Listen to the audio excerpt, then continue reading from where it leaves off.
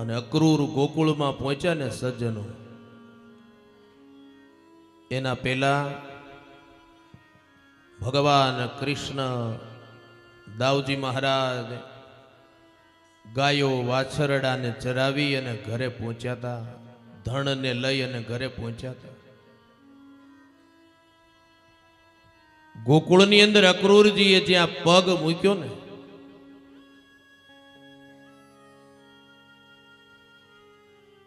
ગાયોની પગની ખરીઓના નિશાન જોયા, ભગવાનના ચરણના નિશાન જોયા. અને એ જ વખતે અક્રૂરજી રથમાંથી નીચે ઉતરી ગયા. ગોકુળની રજમાં અક્રૂરજી આળોટ્યા છે.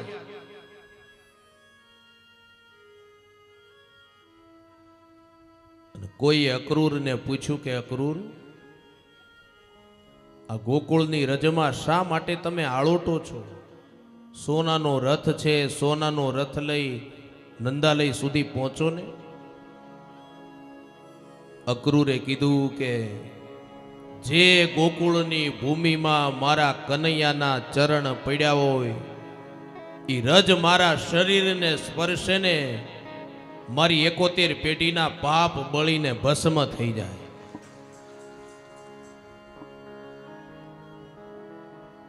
અને અક્રૂરજી નંદાલયના ફળિયામાં પહોંચ્યા છે. અક્રૂરજીની આગતા સ્વાગતા થઈ. રાત્રે બધા સાથે વાળું પાણી ભોજન કર્યા છે.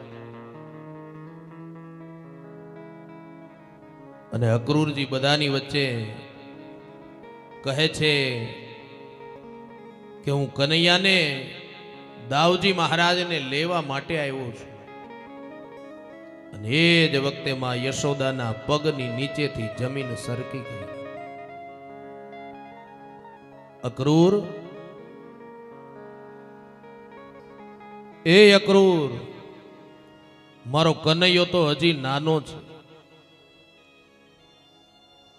માએ જેમ તેમ કરી પોતાના હૈયાને ધીરજ આપી,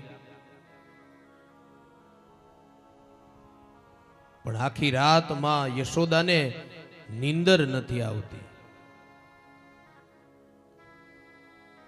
કનૈયાને સુવડાવ્યો. બીજા દિવસની સવાર થાય, દરરોજ કનૈયાની કાળી કામળી ખેંચી અને માં જગાડતી કે એ કનૈયા ઉઠ, ગાયો ચરાવવાનું મોડું થાય. આજ જ્યાં કામળી ખેંચવા જાય ને ત્યાં માં યશોદાનો હાથ થરથર ધ્રુજે. શું કામ? આજે હું કનૈયાને જગાડીશ અને કનૈયો જતો રહેશે. માની આંખમાંથી દડદડ જેવા આંસુડાની ધાર, બોર જેવા આંસુડા પડે. અને એ જ વખતે બલરામજી આવી અને માં યશોદાને કહે છે કે માં, કનૈયાને જગાડ. માં ભાવના કરતા કર્તવ્ય મોટું છે. અને માં જો તું કનૈયાને ન જગાડને તો તને તારા દાવજીના સોગંદ છે. અને ધ્રુજતા એ હાથે માએ કામળી ઊંચી કરી કનૈયાને કીધું કે બેટા લાલ, એ મારા લાલ, જાગો, સવાર થઈ ગઈ છે. કનૈયો જાગ્યો. જાગી અને માં છેલ્લો શણગાર તૈયાર કરે. કનૈયાને ખોળામાં બેસાડી અને માં માખણ અને મિશ્રી ખવરાવે, રડતા રડતા. અને કનૈયો એટલું બોલ્યો કે માં, આ છેલ્લું માખણ અને મિશ્રી હું ખાઉં છું. માં, આજ પછી આ તારો કનૈયો ક્યારેય માખણ અને મિશ્રીને હોઠે નહીં અડાડે. કોઈ મને આપશે ને તો હું એમ કહીશ, માખણ અને મિશ્રીનો અધિકાર માત્ર ને માત્ર મારી માં યશોદાને હતો.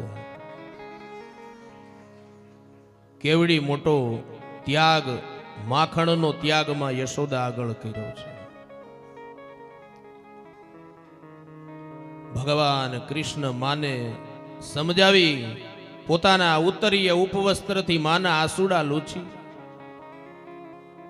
પગે લાગી અને ગોકુળના ફળિયામાં આવ્યા. ત્યાં તો આખું ગોકુળ, ગામનો પ્રત્યેક વ્યક્તિ, પશુ, પક્ષી, પ્રાણી એ ગોકુળની અંદર ભીડ જમા થઈ ગઈ. બધાની આંખમાં આંસુ. આજે કનૈયો જવાનો છે. ગોપ મિત્રોને મનાવ્યા, અને જ્યાં ગોપ મિત્રોને મનાવે ને, ગૌશાળાની અંદર પેલી ગાયો ભાંભરડા નાખવા માંડી. કનૈયાને ખબર પડી ગઈ, મારી ગાયોને મારે મળવા જવું પડશે. એક એક ગાયને ભેટી ભેટી અને કનૈયો મળ્યો. નંદ બાબાને કીધું કે નંદ બાબા, બીજું કઈ થાય કે ન થાય, પણ આ મારી ગાયોનું ધ્યાન રાખજો.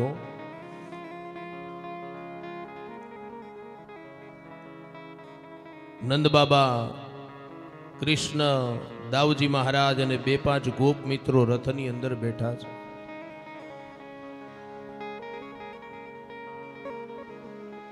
રથને અક્રૂરજી ચલાવી આગળ લઈ જાય,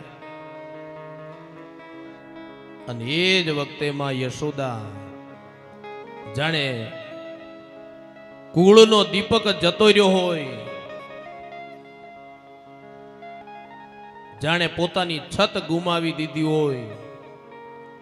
માં યશોદાએ ખૂબ રુદન કર્યું, ખૂબ રુદન કર્યું. પ્રકૃતિ પણ રડવા માંડી છે. રથને આગળ લઈ અને ગયા ને, રસ્તાની વચ્ચે રાધાજી સૂતા છે. અક્રૂરજીને કીધું કે અક્રૂર, તમે અક્રૂર નથી, તમે ક્રૂર છો.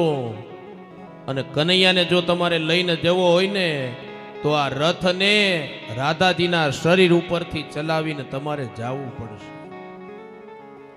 કનૈયાને ખબર પડી ને કનૈયો નીચે ઉતરી ગયો. કમરમાં ખોસેલી વાંસળીને બહાર કાઢી રાધાજીને કીધું કે રાધાજી, એ રાધે, આ વાંસળીએ વેણુના નાદે તને મોહિત કરીને જા, માની આગળ માખણ અને તારી આગળ આ વાંસળીનો ત્યાગ કરું. આજ પછી તારો કનૈયો વાંસળીનો નાદ નહીં કરે.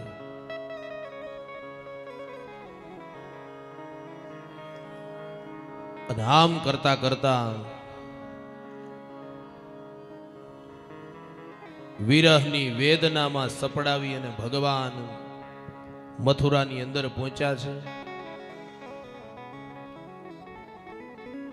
નંદ બાબા, ભગવાન કૃષ્ણ, ગોપ મિત્રો, દાઉજી મહારાજ આંબાવાડીની અંદર ઉતારો આપ્યો છે. એટલે કૃષ્ણએ નંદ બાબાને કીધું કે બાપજી એક કામ કરો ને. બોલે શું? અમારે મથુરા નગરીના દર્શન કરવા છે, તમે જવા દો. નંદ બાબાએ કીધું કે તોફાન નહીં કરતા, ગોકુળમાં ફરિયાદ આવી એમ ફરિયાદ ન આવી જોઈએ. બોલે કઈ વાંધો. દર્શન કરવા માટે ગયા. મથુરા વાસીઓને બધાને ખબર પડી કે જે કૃષ્ણના પરાક્રમની વાતો અત્યાર સુધી સાંભળી છે, એ કૃષ્ણ સ્વયં મથુરામાં આવ્યા છે. એટલે મથુરા વાસીઓ બધા ભગવાનને જોવા નીકળ્યા. એટલું નહીં, અગાસી ઉપર હતા ને, ઝરૂખા ઉપર હતા, ત્યાંથી દહીં, દૂધ, માખણ, મિશ્રી ભગવાનની ઉપર અભિષેક કરવા માંડ્યા અને જય જયકાર કરવા માંડ્યા છે ભગવાનનો. માખણ, મિશ્રી, દહીં, દૂધ બધું પધરાયું. એટલે બધાના કપડા ખરાબ થયા. કપડા ખરાબ થયા ને, એટલે પહેલા વેલા ભગવાનને કંસનો ધોબી સામે મળે. કંસ માટે કપડાનું પોટલું માથે લઈ અને જાય છે. ભગવાને ધોબીને ઉભો રાખ્યો. એ ધોબી, લાવા કપડા આપી દે. પણ કંસનો ધોબી, એને તો કંસ કરતા પાવર વધારે હોય ને. ન આપું. ભગવાને દાઉજી મહારાજને કીધું કે આનાથી પ્રારંભ હવે કરીએ આપણે. દાઉજી મહારાજે ધોબીને કીધું, 2 હાથ ઊંચા કર. ઊંચા કરાવ્યા અને એક થપાટ ભગવાન કૃષ્ણએ ધોબીને મારી. ધોબીના ન્યાને ન્યા રામ રમી ગયા. પેલા ગોપ મિત્રોને કીધું કે આમાંથી તમને ગમે એવા કપડા પહેરી લ્યો, બગડ્યા છે એ કાઢી નાખો, નહીતર નંદબાબા ખીજાય. પણ હવે કંસના કપડા આ તો બધા નાના નાના ટેણીયા, એ કપડા જાય ક્યાં? પાયજામો પહેરે ને તો નાડી માથા ઉપર આવે. એટલે ગોપ મિત્રો કે છે કનૈયા આ તો કોથળામાં પૂર્યા હોય એવું લાગે, આવા કપડા કેમ પહેરવા? કનૈયાએ કીધું કે ચિંતા કરો માં. ત્યાંથી આગળ ચાલ્યા ને ત્યાં દરજીની દુકાન હતી. દરજીની દુકાને ગયા. દરજીને કીધું કે દરજી આ કપડા અત્યારે ને અત્યારે માપ સાઈઝ પ્રમાણે કરવાના છે, કરી દઈશ કે મારી ઓળખાણ આપું? દરજીએ કીધું કે ઓળખાણની જરૂર નથી, ધોબીની પરિસ્થિતિ મેં જોઈ છે. અને એ જ વખતે દરજીએ માપ સાઈઝના કપડા કરી દીધા અને ભગવાને દરજીને આશીર્વાદ આપ્યા કે અત્યારે કઈ નથી, પણ દરજીનો દીકરો જીવે ત્યાં સુધી. જીગાભાઈ બરાબર ને? અને ત્યાંથી ભગવાન આગળ ચાલ્યા છે. સુંદર મજાના ઈ કપડા માપ સાઈઝના તૈયાર થયા, પણ કપાળમાં ચંદન નહીં, તિલક નહીં, એટલે સારું ન લાગે. એટલે કુબજા કંસ માટે ચંદન લઈને જતી હતી. અને એ વખતે ભગવાને કુબજાની પાસે ચંદન માંગ્યું અને કુબજાએ એક ક્ષણનો વિચાર કર્યા વગર ચંદન આપ્યું. કોઈનો ભાર ન રાખે મોરારી આપે, વ્યાજ સહિત ગીરધારી. કુબજાના પગ ઉપર ભગવાને જમણો ચરણ મૂક્યો. અંગોએથી વાંકી હતી. કુબજાની દાઢી પકડીને ભગવાને ખેંચી અને કુબજાને સર્વાંગ સુંદરી બનાવી દીધી, જાણે અપ્સરા નીકળી હોય. કુબજાએ કીધું કે પ્રભુ મારા ઘરે પધારો. ભગવાને કીધું કે અત્યારે નહીં, અત્યારે પેલા મામાનો વારો, પછી બીજી બધી વાત, અત્યારે સમય નથી. ભગવાન ત્યાંથી આગળ નીકળ્યા. ધનુર્યાગ યજ્ઞની અંદર આવ્યા છે. અને ધનુર્યાગ યજ્ઞની અંદર કોલિયા પીડ હાથી મદિરાનું પાન કરાવી ગાંડો તૂર કર્યો. ભગવાનની સાથે યુદ્ધ કરવા મોકલે. ભગવાને એ જ વખતે હાથીની સૂંઢ પકડી અને આકાશની અંદર ફેરવી અને કોલિયા પીડ હાથીનો વધ કર્યો. આગળ ચાલ્યા. ચાણુર અને મુષ્ટિક આવ્યા. એકની સાથે દાઉજી મહારાજ યુદ્ધ કરે, એકની સાથે કૃષ્ણ યુદ્ધ કરે. ચાણુર અને મુષ્ટિકનો વધ કર્યો. અનેક અસુરોનો નાશ કરી અને મોટા સિંહાસન ઉપર કંસ બેઠો તો એક છલાંગ મારી અને કૃષ્ણ સીધા સિંહાસન ઉપર કંસની છાતી ઉપર ચડી ગયા.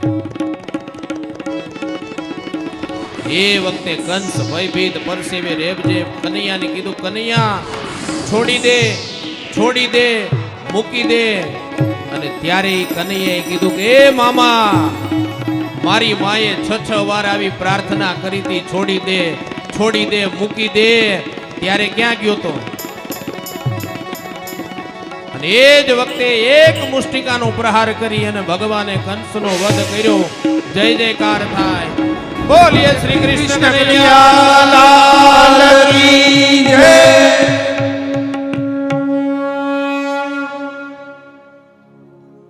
કંસના વધ પછી ભગવાન મથુરાની અંદર વસુદેવ અને દેવકી પાસે આવે છે. કારાગ્રહના બંધનમાંથી માતા અને પિતાને મુક્ત કર્યા છે. વસુદેવ અને દેવકીને જ્યાં જોયા ને, ભગવાન કૃષ્ણ અને બલરામજી માતા પિતાના ચરણમાં પડી ગયા. માને ભેટી ગયા કે માં, બહુ દુઃખ સહન કર્યું મારા લીધે, અતિશય પીડાને અનુભવી, માં તારા કનૈયાને માફ કરજે. અને કૃષ્ણની આંખમાંથી સાહેબ આંસુડાની એટલી ધાર થઈ, માતા અને પિતાના ચરણ એ આંસુડાની ધારથી ધોવાણા. માતા પિતા ફરતી કૃષ્ણએ 7 પ્રદક્ષિણા કરી છે. કથા ઉપદેશ કરે છે, સજ્જનો, માતા અને પિતાને તમે સાચવજો. આ જગતની અંદર આજે પણ રામ રાજ્ય શક્ય છે. દીકરો રામ બની માતા પિતાની સેવા કરે, સાસુ વહુને વહુની જેમ નહીં દીકરીની જેમ રાખે, અને વહુ સાસુને સાસુની જેમ નહીં સગી માની જેમ રાખે. એક ભાઈ કૃષ્ણ દાઉજી મહારાજ જેવો પ્રેમ પોતાના ભાઈને આપે, એક ભાઈ રામ લક્ષ્મણ ભરત જેવો પ્રેમ પોતાના ભાઈને આપે ને, તો આ જગતમાં આજે પણ રામ રાજ્ય શક્ય છે. સજ્જનો, માતા પિતાને સાચવજો, એને અલગ નહીં કરતા. ભગવાને કેટલું બધું મહત્વ આપ્યું છે માતા પિતાને. માતા પિતાના પ્રેમને પામવા માટે ભગવાન પ્રગટ થયા છે. અને ઈશ્વર કૃપા કરે ને, તમારા પરિવારને તમારા ભાઈઓને એક તાંતણે બાંધીને રાખજો. ભગવાનના યજ્ઞનો પવિત્ર સંસ્કાર થયા છે. ભગવાનને ગુરુકુળમાં સાંદીપની ઋષિના આશ્રમની અંદર ભણવા મૂક્યા છે. સાંદીપની ઋષિનો આશ્રમ સુંદર મજાનો ઉજ્જૈનની અંદર છે. તમે જાઓ ને તો ત્યાં દર્શન કરજો. અને ભગવાનની કૃપાથી ઉજ્જૈનની અંદર પણ હું શિવ કથા કરી આવ્યો છું. એ સાંદીપની ઋષિના આશ્રમની અંદર ભગવાન 64 દિવસ રહ્યા. 64 દિવસની અંદર 64 વિદ્યા 64 કળાઓને શીખ્યા છે. કઈ કઈ વિદ્યા કઈ કઈ કળાને શીખ્યા એ સાંદીપની ઋષિના આશ્રમમાં ઉજ્જૈનમાં આજે પણ લખેલું છે. તમે દર્શન કરજો. કથા ઉપદેશ કરે છે. ભગવાને પણ જીવનમાં ગુરુ ધારણ કર્યા છે. તમે ગુરુ ધારણ કરજો, તમારા સંતાનોને ગુરુ ધારણ કરાવડાવજો. કથા બીજો ઉપદેશ કરે, તમારા સંતાનોને ભણાવજો, અભ્યાસ કરાવજો. ભગવાન હોવા છતાં પણ ભગવાન ગુરુની પાસે રહી અને ભણ્યા છે. શિક્ષણની મહત્તા આજના યુગની અંદર બહુ મોટી છે. 64 દિવસની અંદર 64 કળા 64 વિદ્યાઓનો અભ્યાસ પૂર્ણ કરી ભગવાન સાંદીપની ઋષિને કહે છે કંઈક માગી લ્યો. ગુરુ દક્ષિણામાં તમારે જે જોતું હોય એ આપવા તૈયાર છું. અને ત્યારે સાંદીપની ઋષિએ માગ્યું કે મારો પુત્ર એકેનું અવસાન થઈ ગયું છે, પાછો લાવીને આપો. ભગવાન યમલોકની અંદર જાય, ગુરુ દક્ષિણામાં પુત્ર પાછો લાવીને આપે. કથા બતાવી. ગોકુળની અંદર ભગવાનનું જન્મ નક્ષત્ર ઉજવાય છે. પહેલો વેલો ઉત્સવમાં દેવકી અને વસુદેવજી ઉજવે છે. ઉદ્ધવજી ભગવાનનો સંદેશો લઈ ગોકુળમાં આવે. એ બધી કથા ભ્રમર ગીતની કથા બતાવી છે. ભગવાને કુબજા અને અક્રૂરજીના ઘરે જઈ એમને દર્શનનો લાભ આપ્યો, એ કથા બતાવી. જરાસંધની સાથે 17 વખત ભગવાનનું યુદ્ધ થાય. જરાસંધે 17 વખત ચડાઈ કરી 23 અક્ષૌહિણી સેના સાથે, પણ ભગવાને જરાસંધને 17 વાર સુધી ન માર્યો. શું કામ? એની પાસે સૈન્ય બહુ મોટું હતું. ભગવાન વિચારે પેલા સૈન્યનો નાશ કરું, પણ જરા એટલે વૃદ્ધાવસ્થા.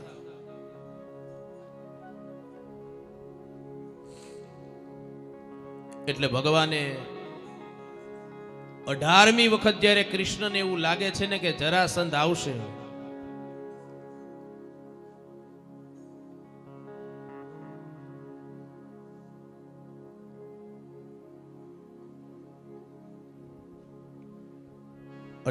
વખત ભગવાનને એમ થાય કે જરાસંધ આવશે, પણ જરાસંધની જગ્યાએ કાળ યવન આવે. ભગવાન વિચારે કાળ યવન આવે છે અને ક્યાંક અચાનક જરાસંધ પણ જો એની સાથે આવી જાય તો મારા પરિવારને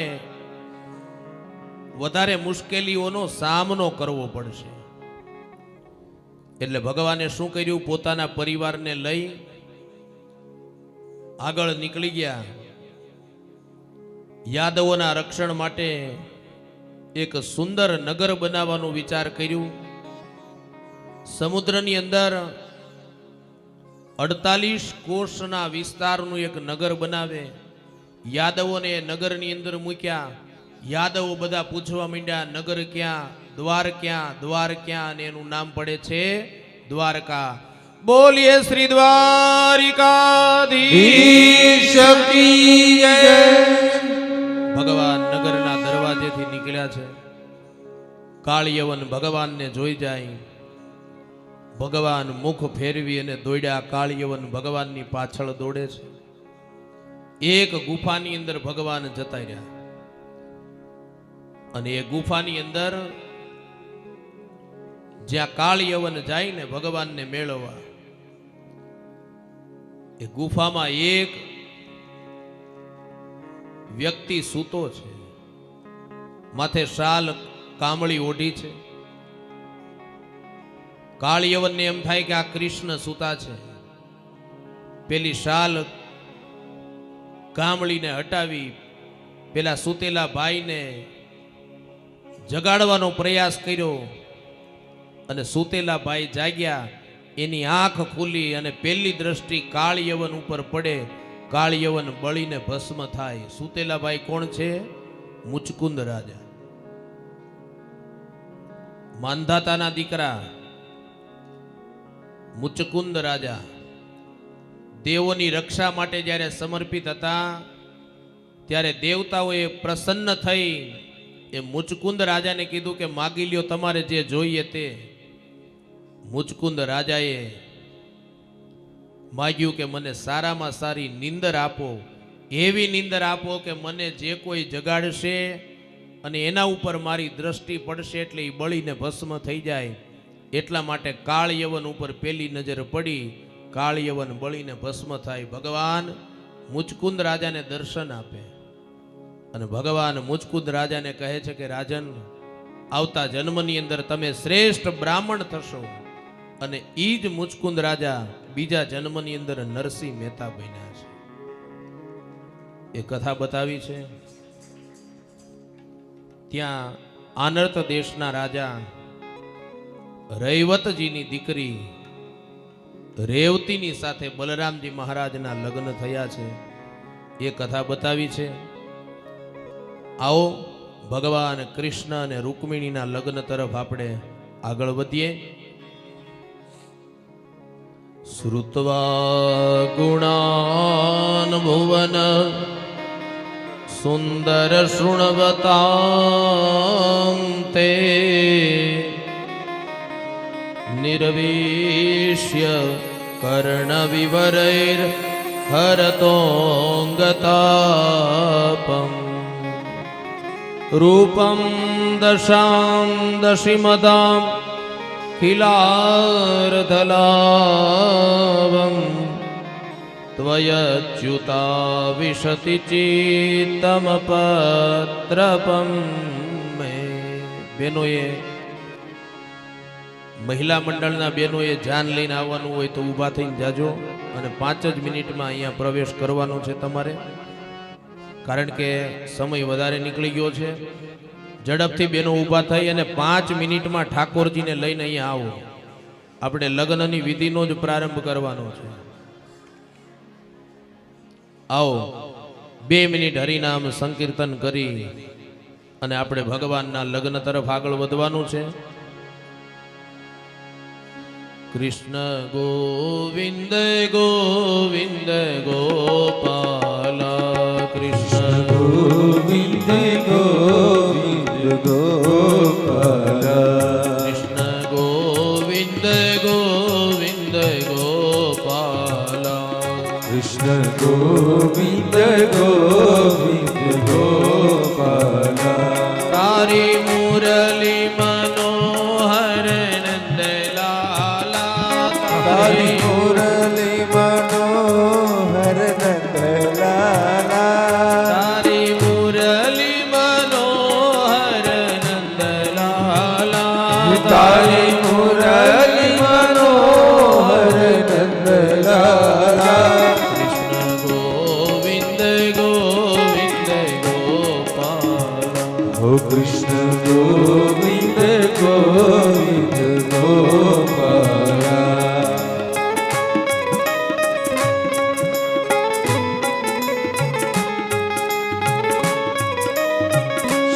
રાધે શ્રી રાધે શ્રી રાધે જય શ્રી કૃષ્ણ